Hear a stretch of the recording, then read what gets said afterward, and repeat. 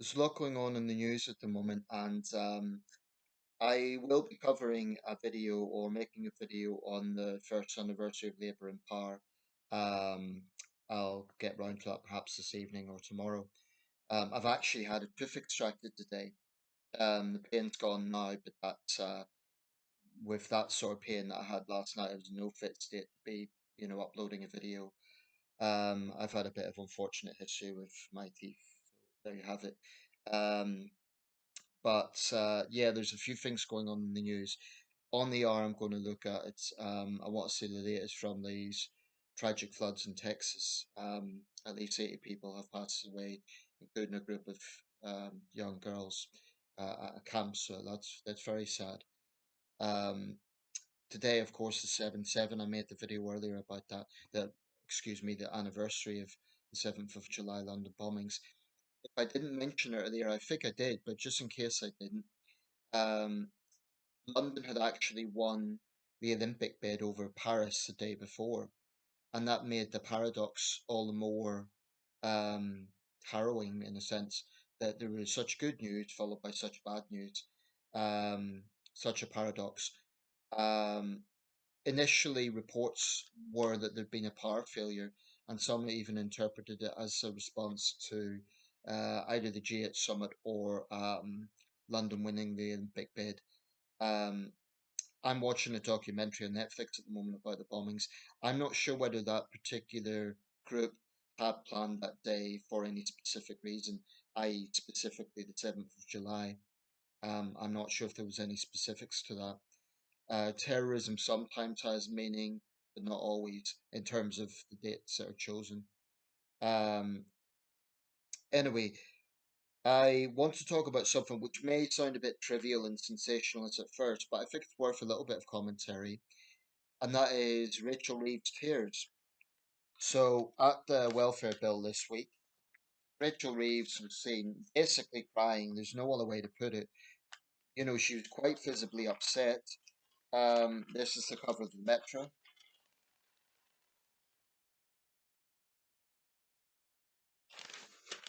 Pretty clear the Chancellor was upset. It wasn't just like a bad camera angle. There was tears there. She has addressed this. I mean, really, she had no choice. I don't think she could have denied it.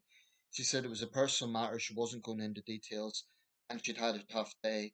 And as she put it, unlike anyone else or most other people who have a tough day, you have the country watching you. You have the glare of the media on that. So this is worth a little bit of a reflection. Firstly, we don't know what it was about. Only Rachel Reeves knows that. There was rumours going around that she'd had an argument with the Prime Minister. There was some footage of her in some sort of conversation with the Speaker before. Who knows? Only Rachel Reeves really knows what that was about. In the Eye, Alison Phillips has a piece suggesting that Rachel Reeves can actually use this to her advantage.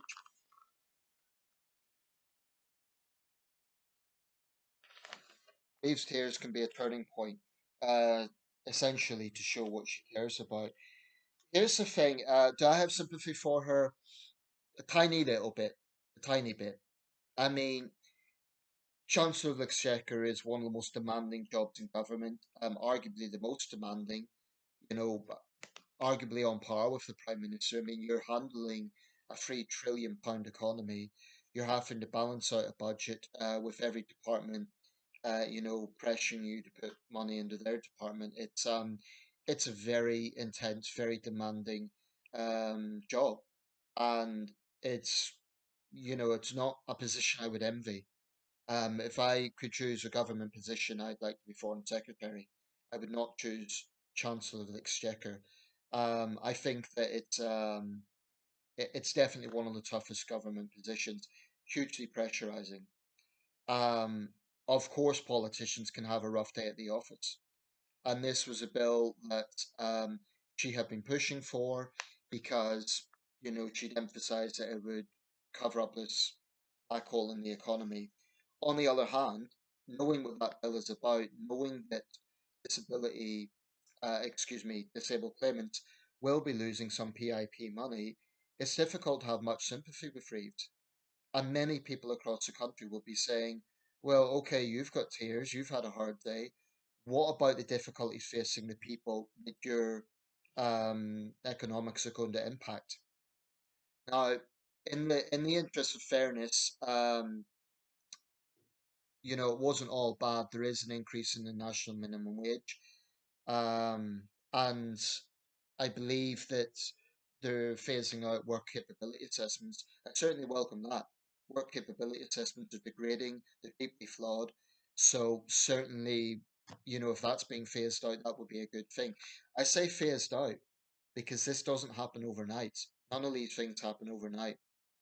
I've actually spoken to my local MP, Lewis Atkinson. He voted for the bill. I mentioned this when I say spoke to him. I've engaged in um, the online discussion that he had.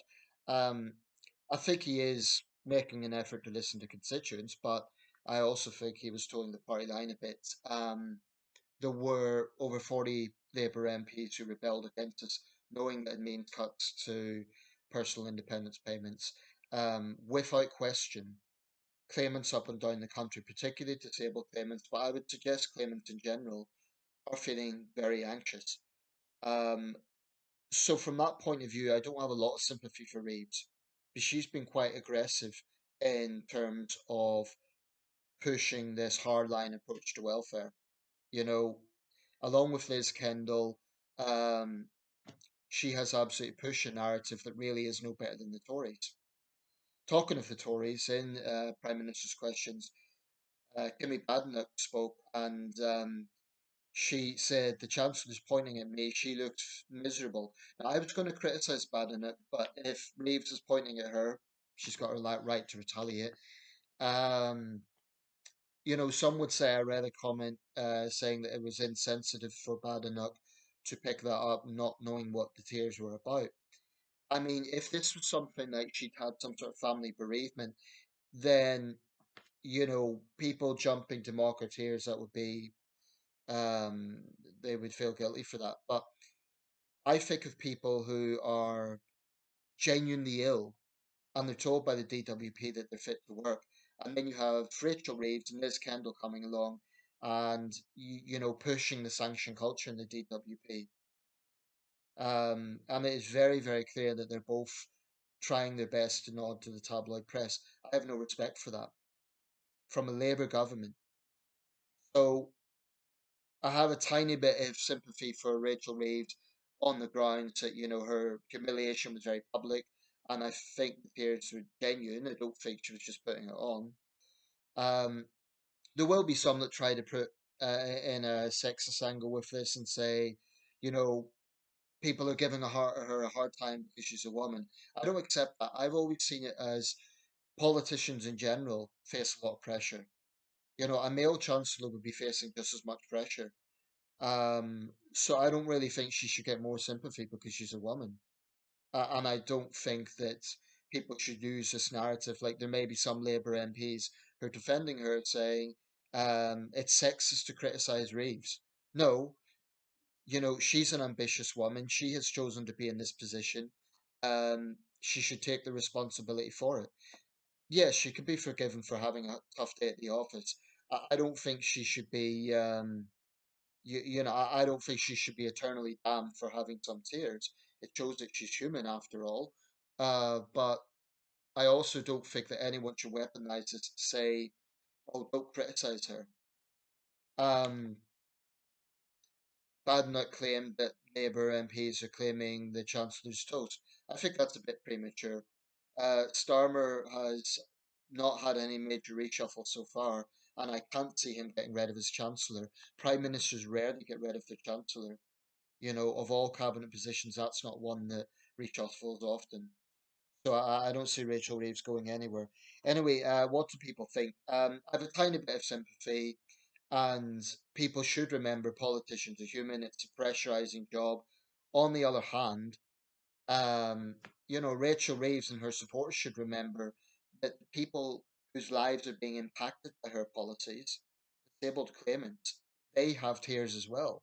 They have enormous anxiety. Um, so yes, her tears are magnified. and that's humiliating. On the other hand, it also means there's more people potentially feeling sorry for her when they should be feeling sorry for the people who are impacted by her policies. I don't think having tears at the Commons should be a sackable offence. I mean, I don't think this is career damaging necessarily for Reeves, and maybe it is an opportunity to show that she is more human. And I will say something. I mentioned the thing about sexism in politics.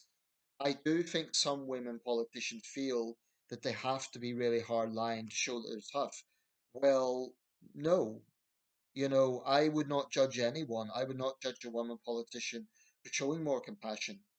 And I do think Reeves has tried to be this really like this really iron chancellor thing.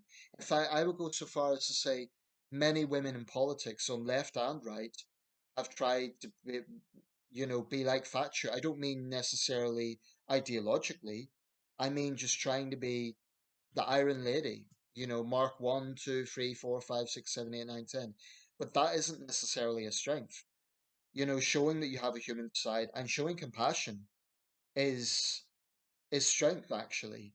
So if Reeves can turn this episode around and show that she has genuine concern for people who are struggling, rather than putting on this real iron image, I think she could actually come out of it quite well. So that's my take on it. Let me know your thoughts. But I don't think in general politicians should be crucified for showing some human emotions.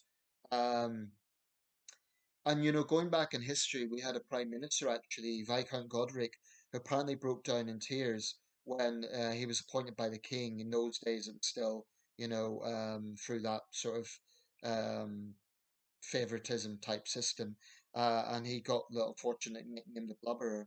Um, and Viscount Godric was not a particularly well known prime minister. He was only in office for, I believe, less than a year, and that's what he's known for. So there is a bit of a historic precedent there. I don't think that's going to be the case for Rachel Reeves, but like I say, for me, it's not the thing that she showed human emotions. I don't judge her for that. I simply point out that a lot of the people who's impacted by her policies will have tears. You know, um, I don't think this is a case of she's being picked on by colleagues in Parliament. I think this is a case of, well, we don't know. We don't know why.